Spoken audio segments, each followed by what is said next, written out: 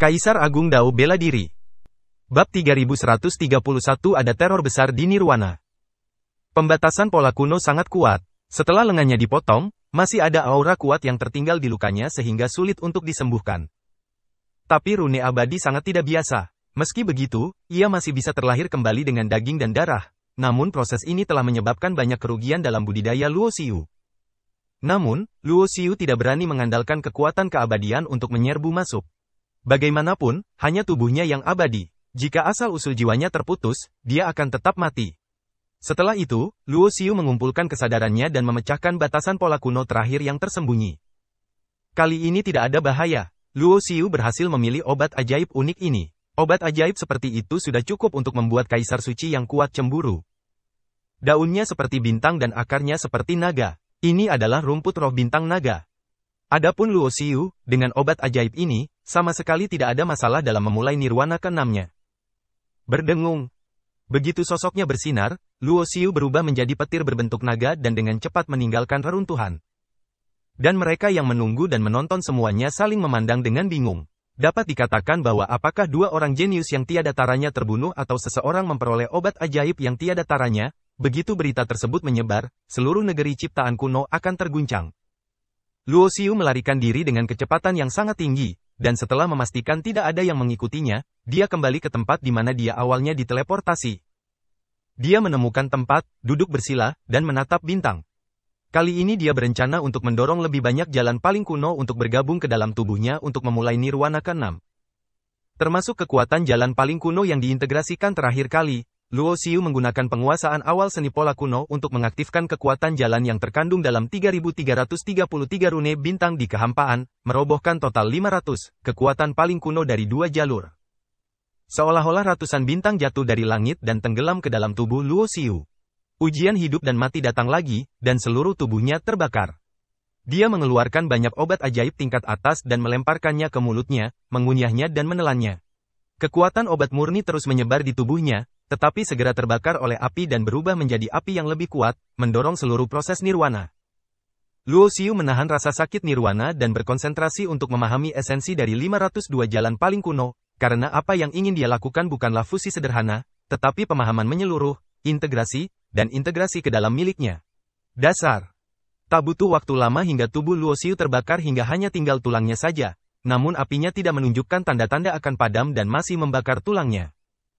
Saya tidak tahu berapa lama waktu telah berlalu. Setelah Luo Xiu terbakar habis. Manusia kecil emas yang berisi benih Tao yang tak ada habisnya dan aura dewa paling kuno bersinar kembali, daging dan darahnya terlahir kembali, dan otot serta tulangnya dibentuk kembali. Proses ini juga membutuhkan banyak energi untuk berpromosi. Saya melihat obat ajaib tingkat atas terbang keluar dari cincin penyimpanan Luo Xiu. Obat ajaib itu langsung dihancurkan, dan esensi murninya menyatu, memungkinkan Luo Xiu berpindah dari kematian ke kehidupan. Tubuh mengalami perombakan lebih cepat. Ketika semuanya selesai, Luo Xiu tidak pergi, tapi terus duduk bersila, menstabilkan wilayahnya sendiri, sambil terus memahami misteri teknik pola kuno. Nirwana ke-6 lebih mulus dari yang dia bayangkan. Dia hanya mengonsumsi obat ajaib terbaik, tetapi rumput roh naga bintang tidak digunakan. Hal ini membuat Luo Xiu lebih percaya diri. Dia merasa dapat menemukan peluang untuk memulai nirwana ke-7 dan meningkatkan kemajuan kultivasinya. Lagi pula, seiring dengan semakin banyaknya orang yang berhasil mencapai pencerahan, Luo Xiu juga memiliki perasaan terdesak. Meskipun dia dapat membunuh dan melawan bahkan para jenius tak tertandingi yang menerobos pencerahan, tetapi jika tingkat kultivasi orang-orang itu terus meningkat, mereka melangkah ke pencerahan tingkat ketiga, atau bahkan tingkat keempat ke atas. Maka bila pada saat itu ia belum mencapai pencerahan, maka akan sangat berbahaya. Waktu berlalu dengan tenang. Saat Luo Xiu merasa situasinya stabil, dia sekali lagi menarik kekuatan paling kuno di langit berbintang dan memulai nirwana ke-7. Setiap kali dia mengeluarkan kekuatan paling kuno, dia memasukkan kekuatan paling kuno yang telah dia integrasikan. Ketika 502 kekuatan kuno ditarik ke bawah, energi tak terbatas melonjak di dalam tubuh tanpa berdampak apapun padanya. Namun, ketika Luo Xiu terus menarik kekuatan jalan paling kuno, dan ketika 600 kekuatan paling kuno mengalir ke tubuhnya tiba-tiba merasakan sakit yang merobek. 600 jalur tidak cukup untuk memulai nirwana. Luo Xiu menyipitkan matanya, dan tanpa ragu-ragu, dia segera menarik lebih banyak kekuatan dari jalan kuno. Ledakan. Setelah menarik 700 kekuatan kuno, tubuh Luo Xiu bergetar, seperti sambaran petir, dengan retakan besar di tubuhnya dan darah mengalir. Ci. Setelah menarik 800 kekuatan kuno, Luo Xiu dipukuli sampai mati, darah berceceran di tubuhnya, seolah-olah bilah pedang yang tak terhitung jumlahnya memotong tubuhnya. Berdengung. Baru setelah 900 kekuatan kuno mengalir ke dalam tubuhnya, jejak api muncul di tubuh Luo Xiu, tapi itu hanyalah api, tidak mampu membentuk api yang berkobar, dan dia masih tidak dapat mencapai nirwana. Selama seluruh proses, Luo Xiu disiksa sampai mati, tetapi dia masih mengertakkan gigi dan bertahan serta menahannya. Gemuruh. Akhirnya, ketika 1000 sinar kekuatan paling kuno mengalir ke tubuhnya, tubuh Luo Xiu terbakar dengan api yang berkobar. Saat dia memulai nirwana kelimanya di sini, dia hanya perlu menggabungkan 300 kekuatan kuno. Nirwana ke-6 membutuhkan 502 kekuatan kuno. Namun, nirwana ke-7 secara langsung membutuhkan integrasi 1000 kekuatan kuno. Proses ini dapat dikatakan sebagai tantangan terus-menerus terhadap batas kemampuan diri sendiri. Setiap batasan adalah ujian hidup dan mati. Kadang-kadang, seseorang dapat mengatasi kesulitan hidup dan mati. Bisa dikatakan ada unsur keberuntungan di dalamnya. Namun sangat berbahaya jika terus-menerus menantang ujian hidup dan mati. Sedikit kesalahan akan mengakibatkan kematian. Dan apa yang dilakukan Luo Xiu sekarang tidak diragukan lagi menantang batas ini. Berbeda dengan nirwana sebelumnya, nirwana ke-7 adalah sebuah rintangan. Bahkan di zaman paling kuno sekalipun, tidak banyak orang yang mengalami nirwana lebih dari 7 kali. Ketika nirwana dibuka kembali, segala macam informasi muncul di benak Luo Xiu, seperti pencerahan. Dalam metode budidaya paling kuno, ada 10 tingkat nirwana, yang setara dengan 10 nirwana. Namun bukan berarti Anda harus mengalami nirwana 10 kali sebelum bisa menerobos ke alam berikutnya. Secara umum, selama Anda bisa mengalami nirwana 3 kali, Anda bisa menerobos. Hanya saja semakin sering mengalami nirwana, transformasinya akan semakin sempurna. Setelah terobosan, juga lebih kuat. Secara umum, 6 kali nirwana adalah batasnya, dan sangat sedikit orang yang dapat mengalami 7 kali nirwana. Pada saat Luo Xiu memulai nirwana ke-7, dia mendapat pencerahan dari kekuatan paling kuno dari 1000 cara. Tampaknya nirwana kali ini akan sangat sulit, seolah-olah ada kehendak langit dan bumi yang tidak mengizinkan siapapun untuk melakukannya. Ia dapat dengan mudah mengaktifkan nirwana lebih dari 7 kali. Bab 3132 Tombak Perang Cahaya Hitam. Di awal nirwana ke-7, akan terjadi teror yang sangat besar antara hidup dan mati. Meskipun Luo Xiu menerima pencerahan dan peringatan seperti itu melalui kekuatan kuno, Luo Xiu masih tidak berniat untuk berhenti. Bagaimanapun, dia sudah berada di jalur ini. Meski mengandalkan landasan 6 nirwana, selama dia tercerahkan, dia masih bisa jauh lebih kuat daripada mereka yang disebut jenius tiada taraf. Tapi Luo Xiu adalah orang yang sangat keras kepala. Tidak apa-apa jika dia tidak mengetahui bahwa ada 10 nirwana. Tapi karena dia tahu, maka dia pasti akan berusaha semaksimal mungkin. Saya ingin melihat, apa yang disebut teror besar setelah 7 nirwana? Tubuhnya terbakar dalam api yang berkobar. Proses ini damai dan tidak berbeda dengan 6 nirwana sebelumnya. Ketika semuanya terbakar habis, hanya penjahat emas yang tersisa. Luo Xiu berpikir, dan rumput roh naga bintang terbang keluar dari ring penyimpanan. Kekuatan obat yang terkandung dalam obat tiada taranya meletus dengan hebat, menyebabkan tubuhnya bergerak dengan kecepatan yang mengkhawatirkan. Kelahiran kembali. Tidak lama kemudian, tubuh fisiknya telah dibentuk kembali. Selama kekuatan 1000 jalan paling kuno di dalam tubuh sepenuhnya terintegrasi dan tercetak sepenuhnya ke dalam daging dan darah tubuh fisik, seluruh nirwana ke-7 akan selesai. Pada saat ini, aura menakutkan tiba-tiba datang, membuat hati Luo Xiu tiba-tiba bergetar. Mendongak, dia melihat seberkas cahaya hitam jatuh dari langit. Lampu hitam ini mengandung aura menakutkan, menutupi dunia tempatnya berada. Di bawah pengaruh aura ini, nampaknya 3333 rune tertua di langit berbintang juga meredup. Pada saat ini, Luo Xiu juga menyadari bahwa masalahnya tidak sederhana, dan dia sangat waspada. Di lautan kesadaran, manusia emas kecil memegang menara giok putih kecil dan pola kuno primitif di tangannya, siap berperang. Ini terlalu bagus.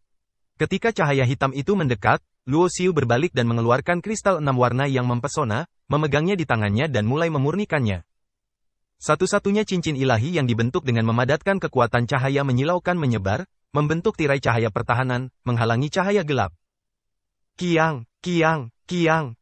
Cahaya hitam itu sekeras emas dan besi. Itu mengenai satu-satunya cincin dewa, menyebabkan riak yang tak terhitung jumlahnya dan merusak ruang. Namun, lampu hitam itu tidak pecah. melainkan melayang di udara. Setiap cahaya hitam seperti tombak, sangat tajam, dan mengandung kekuatan yang sangat menakutkan.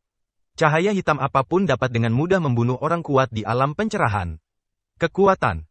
Luo Xiu tidak takut. Saat kristal 6 warna mempesona di tangannya terus disempurnakan, satu-satunya cincin dewa menjadi lebih kuat. Di saat yang sama, dengan berkah kekuatan cahaya yang menyilaukan, Luo Xiu juga bisa merasakan bahwa dia belum membaik dalam waktu yang lama. Tubuh fisiknya menjadi lebih kuat. Normalisasi.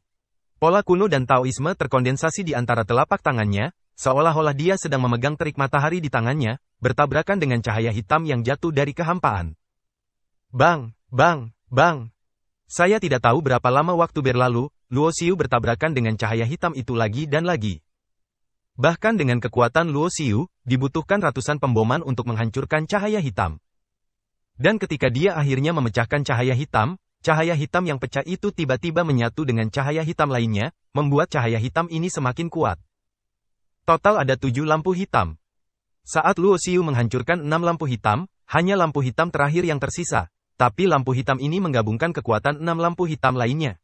Itu setebal lengan dan tak terbendung. Ledakan.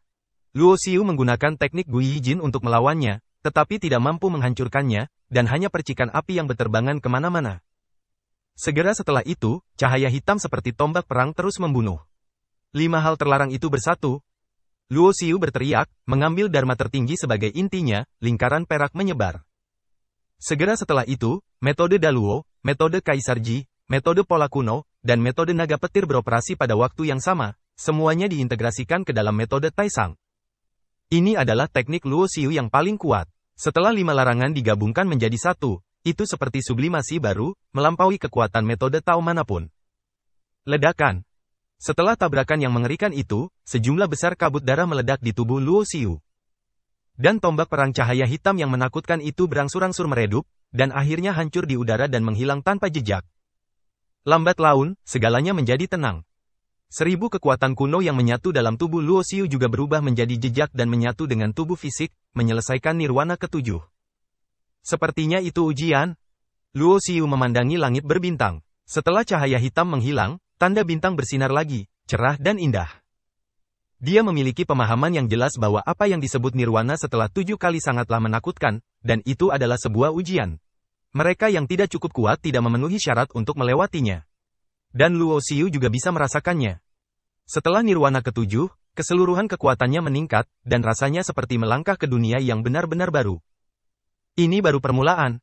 Luo Xiu bergumam, meskipun dia berhasil menyelesaikan nirwana ke-7, dia tidak puas, karena tujuannya adalah menyelesaikan nirwana ke-10 sepenuhnya, dan menggunakan postur terkuat untuk memadukan dewa paling kuno dan benih Tao yang tak ada habisnya untuk menciptakan Daojinya. Rumput roh naga bintang juga telah habis. Saatnya berjalan-jalan. Saya membutuhkan setidaknya 1 obat ajaib yang tiada taranya untuk mendukung saya dalam memulai nirwana ke-8. Jika saya bisa mendapatkan obat ajaib yang paling kuat, itu adalah bagus sekali, 1 tanaman seharusnya bisa membantu saya mencapai semua nirwana.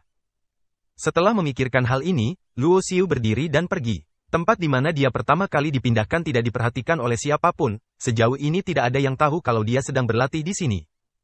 Jika kita berbicara tentang obat ajaib yang tiada taraf, itu bisa membuat Kaisar Suci yang kuat cemburu.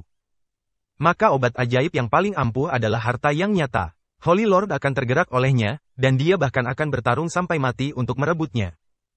Menurut legenda, obat ajaib yang paling ampuh mengandung misteri Kaisar Agung, yang melahirkan kekuatan keteraturan yang lengkap. Jika Holy Lord mendapatkannya, dia dapat membentuk kembali tatanannya sendiri dan melihat sekilas rahasia mencapai ranah Kaisar Agung. Dari sini terlihat betapa berharganya obat ajaib yang paling ampuh. Setidaknya di dunia Tao saat ini, kita belum pernah mendengar ada orang suci yang memiliki obat ajaib paling ampuh. Namun, dalam legenda dari zaman kuno, di tanah penciptaan kuno, ada kemungkinan obat ajaib ini. Oleh karena itu, nenek moyang raksasa dari warisan utama akan melatih para jenius dengan segala cara, berharap untuk mengirim mereka ke tanah penciptaan kuno, dan kemudian memunculkan ciptaan-ciptaan yang kuat ini. Dikabarkan bahwa ada taman pengobatan di tanah penciptaan kuno. Disinilah orang-orang terkuat paling kuno mengolah obat-obatan ajaib. Ada obat-obatan ajaib terbaik, obat-obatan ajaib yang tiada taraf, dan bahkan obat-obatan ajaib yang paling ampuh. Luo Xiu akan menanyakan tentang tempat itu. Jika dia dapat menemukannya, selama dia dapat menanggung siksaan nirwana dan apa yang disebut ujian hidup dan mati yang mengerikan, maka dengan sumber daya pelatihan yang cukup, dia dapat menyelesaikan tujuan nirwana 10 kali lipat. Memasuki kedalaman tanah penciptaan kuno, Luo Xiu juga bertemu dengan beberapa biksu, tetapi dia tidak menemukan di mana yang disebut sebagai taman pengobatan tertua. Bagaimanapun, itu hanya rumor belaka. Bahkan jika seseorang pernah ke tanah penciptaan kuno, tempat itu sangat tersembunyi dan sulit ditemukan oleh orang biasa. Dan ada beberapa pepatah yang mengatakan bahwa kebun obat tertua itu sangat berbahaya. Setelah tanah penciptaan kuno dibuka, seseorang berlatih di tanah penciptaan kuno hingga alam Raja Suci, tetapi meninggal di kedalaman taman pengobatan kuno. Pembukaan tanah kuno keberuntungan membutuhkan waktu yang lama, dan terobosan banyak generasi muda Tianjiao ke alam pencerahan hanyalah permulaan. Kedepannya, setiap orang akan mencari berbagai peluang dan peruntungan untuk terus meningkatkan budidaya dan ranahnya. Seperti rumor yang didengar Luo Xiu, ketika tanah kuno keberuntungan dibuka di masa lalu, banyak orang telah mencapai alam Raja Suci ketika mereka pergi dari sini. Namun dibandingkan dengan yang lain, kemajuan Luo Xiu agak lambat. Meski berhasil menyelesaikan nirwana ke-7, alam aslinya sebenarnya masih leluhur, dan ia belum menginjakkan kaki di alam pencerahan.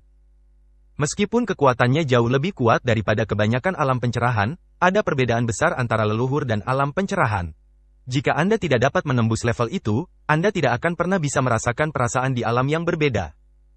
Ketika dia keluar, Luo Xiu bertemu dengan banyak kultivator. Meskipun banyak terjadi perkelahian antar generasi muda kultivator, namun sebagian besar terjadi pada para kultivator yang telah mencapai pencerahan.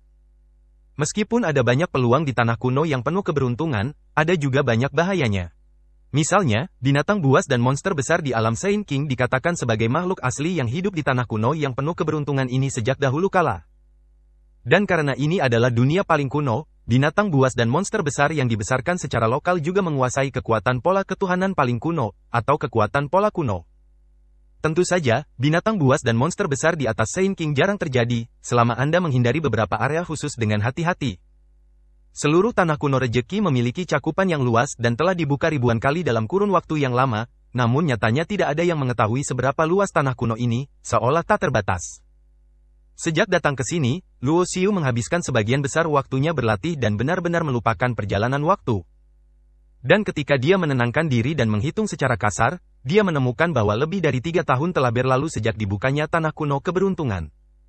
Luo Xiu tidak merasakan apapun tentang ini. Lagi pula, pada levelnya saat ini, apalagi 3 tahun, bahkan 30 tahun atau 300 tahun akan terasa seperti menjentikkan jari. Setelah mengalami nirwana ke-7, terutama setelah mengalami ujian horor besar antara hidup dan mati di nirwana, kekuatan Luo Xiu secara keseluruhan juga mengalami lompatan baru. Meskipun dia belum menembus alam, pada kenyataannya, dia pasti bisa lebih kuat dari yang lebih lemah dalam semua aspek, bahkan jika dia bertemu dengan lawan tingkat jenius yang tiada taranya di atas tingkat keempat Tao. Dalam lebih dari 3 tahun, meskipun banyak orang telah mencapai Tao, kemajuan kultivasi setelah mencapai Tao tidaklah mudah, sehingga bahkan seorang jenius dengan tingkat kejeniusan yang tiada taraf tidak dapat mencapai tingkat ke-7 Tao. Oleh karena itu, di tanah penciptaan kuno ini, Luo Xiu memiliki keyakinan penuh. Selama dia tidak cukup beruntung untuk bertemu monster binatang buas di alam Saint King, tidak peduli siapa yang dia temui, dia memiliki kekuatan untuk bertarung. Ada banyak area di tanah penciptaan kuno. Luo Xiu memasuki kedalaman tanah kuno dan sampai di suatu daerah. Dia bertemu dengan beberapa kultivator di dunia Tao, semuanya telah menembus alam Tao. Dari orang-orang ini, Luo Xiu mengetahui bahwa ada sebuah kota di daerah ini, bernama Kota Dewa Hitam, yang konon dibangun oleh monster besar di tanah kuno keberuntungan. Setiap kali tanah kuno keberuntungan dibuka, banyak pembudidaya dari alam Dao akan pergi ke sana, di mana mereka dapat menemukan semua jenis harta karun alam terbaik. Hal ini membuat Luo Xiu sedikit tertarik. Seiring berjalannya waktu, para penggarap dari alam Dao yang masih bisa bertahan hidup di tanah kuno keberuntungan, kecuali dia, seorang outlier, telah mencapai pencerahan. Beberapa orang memilih untuk berdagang dan bekerja sama dengan monster besar setempat di tanah kuno keberuntungan, sementara yang lain melakukan perjalanan bersama dan memasuki berbagai area di tanah kuno untuk mencari peluang dan peruntungan mereka sendiri, berharap dapat meningkatkan budidaya mereka ke tingkat yang lebih tinggi. Dikabarkan bahwa tanah kuno keberuntungan adalah tanah harapan yang tersisa dari zaman paling kuno. Setiap kali era kekacauan dipupuk, ada banyak obat ajaib di negeri kuno ini, dan obat ajaib terbaik yang dapat membuat pembangkit tenaga listrik alam Raja Suci bersemangat tidak jarang ada di sini. Bahkan dikabarkan jika seseorang cukup beruntung menemukan obat Saint King yang legendaris, setelah dimurnikan, seseorang bisa langsung menerobos menjadi Saint King, yang merupakan satu langkah menuju surga. Sejujurnya, jika seseorang menerobos Saint King saat ini, maka dia pasti tak terkalahkan. Bahkan setelah eliminasi, Luo Xiu memperkirakan setidaknya ada ratusan ribu pembudidaya yang masih bisa bertahan. Beberapa hari kemudian, Luo Xiu melihat lokasi kota Dewa Hitam. Ini adalah kota yang menjulang tinggi. Semua bangunan di kota itu semuanya berwarna hitam, seperti binatang besi hitam yang dingin, merangkak di ujung cakrawala bumi. Begitu Luo Xiu masuk ke kota, dia mendengar seseorang berbicara. Tampaknya baru 2 hari yang lalu, seseorang menjual obat dewa yang tiada taranya di kota Dewa Hitam, sehingga menimbulkan kehebohan. Hal ini membuat kelopak mata Luo Xiu berkedut hebat. Dia mampu bertahan dari nirwana ke-7, dan rumput roh naga bintang sangat diperlukan. Dia secara alami tahu betapa berharganya dan pentingnya obat ilahi yang tiada taranya. Bahkan jika Anda tidak perlu menggunakannya untuk membuka nirwana, memiliki obat ilahi yang tiada taraf di tangan Anda hampir seperti memiliki kehidupan ekstra. Luo Xiu bertanya-tanya di kota dan mengetahui bahwa obat ajaib tiada taraf yang dijual 2 hari lalu adalah buah Phoenix perak.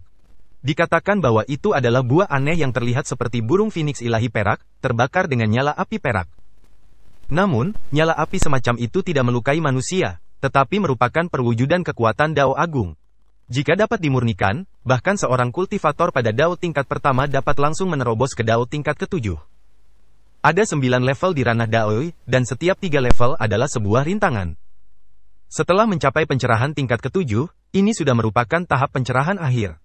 Jika seorang jenius tak tertandingi melangkah ke dunia ini, dia akan dianggap sebagai eksistensi teratas di antara orang-orang yang tercerahkan, seperti Gu Qiu, Yuan Chang, dan Yun Gusan di masa lalu. Kakak senior, siapa yang akhirnya membeli buah Phoenix perak? Di sebuah restoran di kota Dewa Hitam, Luo Xiu duduk di depan meja dan bertanya kepada beberapa orang yang berbicara dengan keras di meja di sebelahnya. Haha, apakah adik junior ini juga tertarik dengan buah Phoenix perak? Tapi saya menyarankan kamu untuk tidak bertanya, jika tidak kamu akan mendapat masalah. Salah satu dari mereka menggelengkan kepalanya dan berkata, sepertinya adik laki-lakiku belum tercerahkan. Yang terbaik adalah tinggal di kota Dewa Hitam dan tidak berlarian, jika tidak, nyawanya akan dalam bahaya. Adapun buah Phoenix perak, kecuali jenius yang paling kuat, jika ada yang memegangnya, bukankah itu untuk dirinya sendiri? Apakah kamu akan menimbulkan masalah? Orang lain berkata sambil tersenyum masam. Setelah mendengar ini, Luo Xiu memahami bahwa buah Phoenix perak seharusnya jatuh ke tangan seorang jenius tertinggi. Untuk memisahkan beberapa jenius yang luar biasa dan kuat dari jenius tak tertandingi lainnya, gelar jenius tertinggi diberikan. Di antara para jenius yang dapat menduduki peringkat pada level ini, hanya si Tianque, Gu Fengru, King Ling Shengzi, dan lainnya yang merupakan satu-satunya. Bab 3134 Jamur Giok Emas. Bisakah salah satu dari orang-orang tingkat tertinggi itu menjadi tercerahkan? Mendengar bahwa buah Phoenix perak diperoleh oleh seorang jenius tertinggi, wajah Luo Xiu tiba-tiba menjadi suram.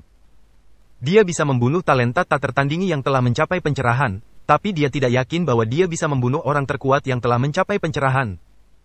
Faktanya, orang-orang seperti Gu Fengru dan Si Tianque telah melampaui kategori jenius yang tiada taraf. Jika kita menempatkan mereka di masa lalu, salah satu dari mereka akan berada pada tingkat kejeniusan tertinggi. Di setiap era kekacauan, seorang jenius tertinggi muncul. Seluruh Wutang baru melewati lebih dari 3000 era kacau. Sekarang di era ini saja, ada lebih dari selusin orang dengan level ini, dan bahkan mungkin lebih banyak lagi. Orang jenius pada level itu tidak dapat disimpulkan berdasarkan akal sehat. Setiap orang adalah orang yang memiliki rejeki dan keberuntungan yang besar. Luo Xiu menanyakan berita di kota Dewa Hitam, dan hasil akhirnya membuatnya sedikit lega, karena sejauh yang dia tahu, dia belum mendengar bahwa jenius terkuat telah mencapai pencerahan. Orang-orang itu sama dengan Luo Xiu. Yang ingin mereka bangun bukanlah landasan Tao biasa, melainkan mengambil jalan yang berbeda dari pendahulunya dan melarikan diri. Misalnya, Luo Xiu sedang mengambil jalan pulang. Dia ingin menyatukan jalan yang tak berujung dan paling kuno serta menciptakan landasan bagi pencerahannya. Para jenius tertinggi lainnya juga memiliki ambisi yang besar. Bahkan obat ajaib yang tiada taranya tidak dapat memenuhi kebutuhan mereka untuk membuat fondasi. Jika mereka ingin meletakkan fondasinya, mereka harus menggunakan peluang terlarang. Di atas dunia yang tiada taranya, ada yang paling kuat, dan di atas yang paling kuat, ada yang tabu. Jika seseorang ingin mencapai pencerahan dengan kekuatan tertinggi, di masa lalu, seseorang akan mampu menjadi jenius tertinggi dan tak terkalahkan. Namun berbeda di era ini. Ini terakhir kalinya tanah penciptaan kuno dibuka, dan era tanpa akhir akan segera berakhir. Jika Anda ingin melampaui dan mengendalikan takdir Anda sendiri, Anda hanya bisa menjadi lebih kuat dan menggunakan tabu untuk menjadi tercerahkan. Meski semua tabu adalah legenda, banyak orang berspekulasi bahwa jika era ini berakhir, hanya mereka yang menjadi tabu yang bisa bertahan. Seperti spekulasi banyak warisan kuno, beberapa orang berkuasa masih bertahan di zaman paling kuno. Masing-masing dari mereka adalah tabu dan dapat disebut sebagai eksistensi tertinggi di seluruh zaman. Luo Xiu tahu betul bahwa masing-masing orang dengan level terkuat itu memiliki warisan kuno di belakang mereka, dan apa yang mereka ketahui dan kontak dengannya melampaui apa yang bisa dia bandingkan. Dia bisa berjalan selangkah demi selangkah, semua karena dirinya sendiri. Meskipun orang-orang itu belum tercerahkan, menurut informasi yang dipelajari Luo Xiu, orang-orang itu telah membuat beberapa kemajuan.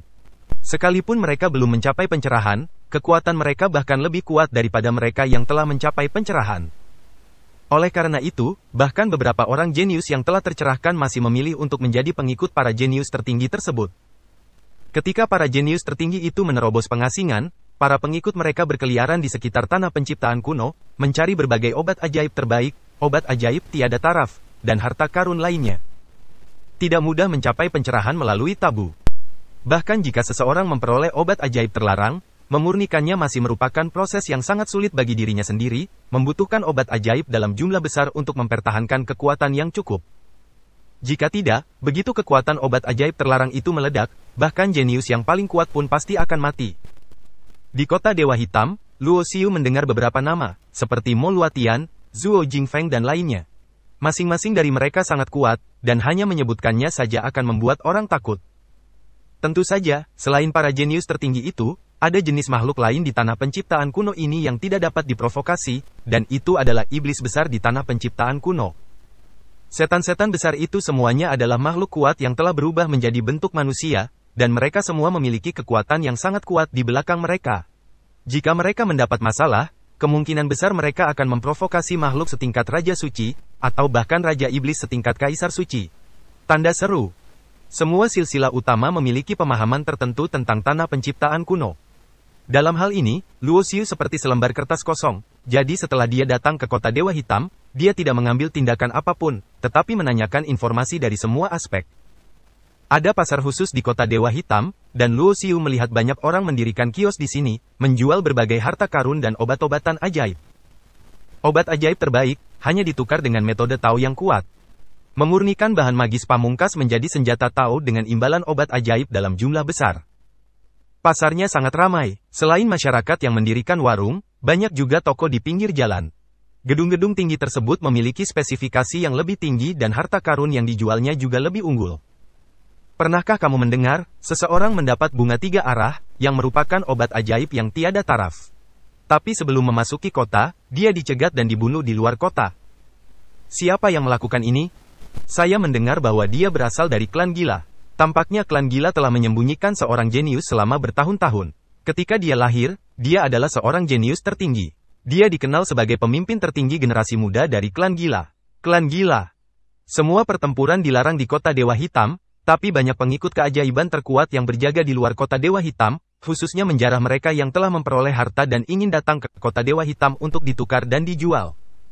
Berita besar, berita besar. Tiba-tiba, kota menjadi bising. Seseorang membawa kabar mengejutkan, yang langsung membuat banyak biksu di kota heboh.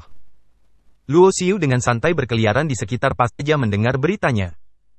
Seseorang mendapat jamur giok emas. Jamur Golden Jade adalah jamur yang berwarna keemasan seperti batu giok.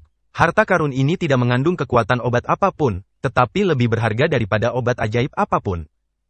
Dikabarkan jika jamur giok emas dikonsumsi bersamaan dengan obat ajaib lainnya, khasiat obat ajaib tersebut bisa meningkat beberapa kali lipat. Jamur giok emas sepertinya mengandung aura khusus yang dapat menstimulasi kekuatan obat ajaib apapun. Jika Anda mendapatkan 1 jamur giok emas dan meminumnya bersama dengan obat ajaib yang tiada taraf, itu setara dengan meminum beberapa obat ajaib yang tiada taraf. Ketika Luo Xiu mendengar berita itu, dia tidak bisa tenang. Karena kebutuhan akan harta karun seperti jamur giok emas sangat besar. Saat mengaktifkan nirwana ke-7, seluruh jenis obat ajaib yang tiada taranya digunakan. Hal ini membuat Luo Xiu menyadari bahwa jika dia ingin memulai nirwana ke-8, dia memerlukan setidaknya 5 helai obat ajaib yang tiada taraf. Kepastian mendukung hal itu. Toh, transformasi dalam proses nirwana juga membutuhkan esensi yang besar untuk menunjangnya. Jika esensi diri sendiri tidak cukup untuk mendukungnya, maka nirwana akan gagal dan raga akan mati dan jiwa akan lenyap. Jika dia bisa mendapatkan jamur giok emas, Luo Xiu setidaknya 90% yakin akan nirwana ke-8. Tahukah kamu di tangan siapa jamur giok emas itu? Begitu sosoknya bersinar, Luo Xiu muncul di depan seorang pria muda berpakaian ungu, menatap orang ini dengan mata terbakar. Siapa kamu? Pemuda berbaju ungu itu mengerutkan kening dan berteriak tidak sabar. Orang inilah yang membawa berita tentang jamur giok emas ke Fang Shi. Tapi ketika pemuda berbaju ungu itu memandang Luo Xiu, dia tiba-tiba merasakan aura yang menakutkan. Tekanan aura ini saja yang membuatnya duduk di tanah, berlumuran keringat dingin, seolah-olah dia baru saja pergi. Sepertinya dia diambil dari air. Ini, pria, hebat ini, salah paham, semua salah paham. Pemuda berbaju ungu itu ketakutan. Meskipun dia berasal dari warisan yang kuat di dunia Tao, dia tahu betul bahwa dia bisa dihancurkan hanya dengan nafasnya. Ditekan seperti ini jelas merupakan keberadaan yang sangat menakutkan. Ceritakan padaku tentang jamur giok emas. Luo Xiu menatap pemuda berpakaian ungu yang duduk di tanah dan berkata dengan nada dingin. Dia bukan pengganggu, tetapi jamur giok emas sangat penting baginya, dan cara yang luar biasa secara alami dibutuhkan di saat yang luar biasa. Jika tidak, setelah jamur giok emas diperoleh dan digunakan oleh orang lain, akan lebih sulit daripada naik ke langit untuk menemukan jamur giok emas lainnya. Tuanku, saya juga tidak tahu, kata pemuda berpakaian ungu sambil tersenyum masam. Meskipun aku tidak bisa melakukannya di kota Dewa Hitam, jika aku ingin membunuhmu, aku bisa langsung membawamu keluar kota. Luo Xiu berkata dengan ringan. Begitu kata-kata ini keluar, pemuda berpakaian ungu yang memegang hati kebetulan segera mengubah wajahnya. Belakangan, Luo Xiu mengetahui dari pemuda berpakaian ungu bahwa berita tentang jamur giok emas pertama kali diperoleh oleh mereka yang berada di bawah komando Tian Jiao yang kuat. Saat ini orang-orang tersebut sudah mulai aktif dan semuanya mencari orang yang mendapat jamur giok emas. Di mana orang-orang itu? Bawa aku ke sana, kata Luo Xiu. Saya tidak berani pergi. Pemuda berpakaian ungu itu hampir berlutut dan memohon ampun. Luo Xiu tidak mempermalukan pihak lain. Setelah orang ini tercerahkan, dia datang ke kota Dewa Hitam.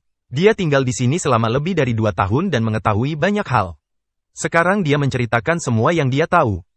Kemudian, Luo Xiu meninggalkan pasar dan berjalan keluar kota. Di luar kota adalah tempat yang benar dan salah. Ketika Luo Xiu memasuki kota, dia melihat banyak orang berkumpul di luar kota. Dia tidak peduli saat itu. Kini nampaknya yang berkumpul di luar kota adalah mereka yang ingin merampok penggarap lainnya.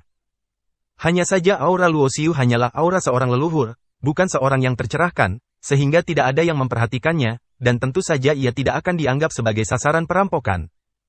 Di luar gerbang barat kota Dewa Hitam adalah wilayah klan gila. Luo Xiu mengetahui dari pemuda berpakaian ungu bahwa orang yang mendapatkan jamur giok emas sepertinya diincar oleh klan gila, namun menurut informasi saat ini, klan gila adalah yang paling mungkin berhasil. Ketika dia sampai di gerbang barat, Luo Xiu menemukan bahwa hampir tidak ada orang di sini. Bahkan jika seseorang lewat di sini, mereka akan menghindari lokasi gerbang barat, dan tampak sangat waspada dan takut. Seluruh area gerbang barat ditempati oleh orang-orang klan gila. Begitu seseorang ingin memasuki kota dari luar gerbang barat, mereka akan dihentikan oleh klan gila dan diizinkan memasuki kota hanya setelah cincin penyimpanan mereka diperiksa. Kembali. Saat Luo Xiu hendak keluar dari gerbang barat, sebuah suara dingin tiba-tiba terdengar. Itu adalah seorang pemuda dari klan gila yang berdiri di tembok kota. Tapi Luo Xiu mengabaikannya dan berjalan keluar dari gerbang barat dengan tenang. Struktur kota Dewa Hitam rumit, tetapi pemimpin sebenarnya adalah klan iblis di tanah penciptaan kuno. Dikatakan bahwa ada iblis besar setingkat Raja Suci di belakang kota Dewa Hitam, jadi tidak ada yang berani melanggar peraturan kota sesuka hati. Luo Xiu tidak ingin menimbulkan masalah, jadi dia memilih pergi keluar kota. Hal yang sama juga berlaku untuk kekuatan besar seperti klan gila. Keluhan apapun akan diselesaikan di luar kota. Bahkan jika mereka membunuh seseorang di gerbang kota, selama mereka tidak berada di kota, iblis dari kota Dewa Hitam tidak akan ikut campur. Berdengung. Sesosok melintas dan muncul tepat di depan Luo Xiu, menatapnya dengan mata acuh tak acuh. Itu adalah pemuda dari klan gila yang baru saja berdiri di tembok kota. Aku sudah menyuruhmu keluar dari sini, tapi kamu berani tidak menaatiku. Apakah kamu ingin mati? Mata pemuda klan gila menunjukkan niat membunuh tanpa penyamaran apapun. Kaulah yang ingin mati, kan? Suara Luo Xiu mencapai telinga pemuda klan gila, dan ketika dia bereaksi, dia menemukan bahwa Luo Xiu telah menghilang di depannya, tetapi berdiri di belakangnya karena suatu alasan. Hal ini membuat wajah pemuda klan gila itu berubah drastis. Jika dia tidak mengetahui bahwa pihak lain adalah pria tangguh saat ini, dia tidak akan bertahan di tanah kuno keberuntungan sampai sekarang. Anda. Pemuda klan gila hanya sempat mengucapkan satu kata, dan kepalanya terbang melintasi langit, dan tubuhnya jatuh ke dalam genangan darah. Saat dia berada di alam rahasia Holy Lord, Luo Xiu membunuh seorang jenius dari klan gila. Kemudian, beberapa orang suci bergabung untuk membuka alam rahasia Holy Lord dan masuk dengan paksa. Saat itu, nenek moyang klan Tianjian dan klan gila sama-sama ingin membunuhnya. Oleh karena itu, ada dendam antara Luo Xiu dan klan gila, dan tentu saja tidak akan ada belas kasihan saat dia mengambil tindakan. Beraninya kamu menantang klan Kuang kami? Sosok-sosok muncul satu demi satu. Tidak ada yang menyangka bahwa orang yang tampaknya belum mencapai pencerahan ini akan tiba-tiba menyerang dan membunuh Master Klan Kuang. Namun, sosok Luo Xiu muncul kembali dalam sekejap. Kecepatannya sangat cepat sehingga orang-orang dari klan Kuang tidak bereaksi sama sekali. Mereka dibunuh satu demi satu, dan jeritan terdengar satu demi satu. Dalam sekejap, Luo Xiu membunuh lebih dari selusin orang klan Kuang. Masing-masing dari mereka adalah seorang jenius yang menerobos alam pencerahan. Namun di tangan Luo Xiu, mereka tidak ada bedanya dengan menyembelih ayam dan anjing. Apakah Kuang Wu tidak ada di sini? Bukankah dia diketahui memiliki beberapa pengikut tingkat jenius yang tiada taranya di bawah komandonya? Ketika semua anggota klan Kuang di luar gerbang kota barat terbunuh, Luo Xiu tidak menemui lawan yang layak. Kuang Wu adalah jenius terkuat yang disembunyikan oleh klan Kuang. Dikatakan bahwa puluhan ribu tahun yang lalu, klan Kuang memilih 10 jenius paling berbakat di klan tersebut, dan menggunakan banyak peluang dan keberuntungan untuk mengembangkan ke-10 dari mereka menjadi jenius. Dalam puluhan ribu tahun berikutnya, 10 orang jenius bersaing satu sama lain dan berlatih keras. Sesekali, mereka akan bertarung sampai mati. Pada akhirnya, hanya satu dari 10 orang yang bisa bertahan. Dan orang ini adalah Kuang Wu. Sebelum dibukanya tanah penciptaan kuno, banyak orang mengetahui bahwa klan Kuang telah mengembangkan seorang jenius yang sangat kuat, namun baru setelah memasuki tanah penciptaan kuno, Kuang Wu menunjukkan kekuatannya yang menakutkan dan menakjubkan. Dalam lebih dari 3 tahun, Kuang Wu telah menaklukkan beberapa orang jenius yang tiada taranya dan menjadi pengikutnya, yang menunjukkan betapa kuatnya dia. Luo Xiu sedikit menyesal karena dia tidak bisa melawan Kuang Wu. Faktanya, dia benar-benar ingin melihat sejauh mana pencapaian orang-orang yang disebut sebagai jenius tertinggi itu. Jelas sekali, Kuang Wu seharusnya mengasingkan diri di tempat yang hanya diketahui sedikit orang. Dia hanya akan muncul setelah dia benar-benar menerobos alam pencerahan. Segera setelah itu, Luo Xiu meninggalkan gerbang kota barat dan kemudian berjalan menuju gerbang kota selatan. Sejauh yang dia tahu, area di luar gerbang kota selatan adalah wilayah Istana Surgawi. Istana Surgawi dikenal sebagai warisan paling misterius di dunia Tao. Ini sangat kuno dan dapat ditelusuri kembali ke masa-masa awal yang tak ada habisnya. Ada juga legenda bahwa asal-muasal Tiandian berkaitan dengan zaman dahulu kala. Meski hanya ada satu penerus di setiap generasi Tiandian, setelah diwariskan dari generasi ke generasi, jumlah orang di Tiandian tidak banyak, namun masing-masing merupakan eksistensi yang sangat kuat. Selain itu, banyak warisan kuat di dunia Tao juga mendapat dukungan dari Tiandian dan menjadi milik kekuatan di bawah Tiandian. Sekarang setelah mereka tiba di tanah penciptaan kuno, para jenius dan jenius di bawah komando Tiandian secara alami menjadi pengikut Moro Tian. Apakah Molua Tian ada di sini? Setelah berjalan keluar dari gerbang kota selatan, Luo Xiu menarik lehernya dan berteriak, yang segera menyebabkan semua orang di luar gerbang kota selatan memandangnya dengan berbagai tatapan aneh. Selain kekuatan besar di bawah Tiandian, ada juga orang-orang dari warisan lain yang ditempatkan di sini.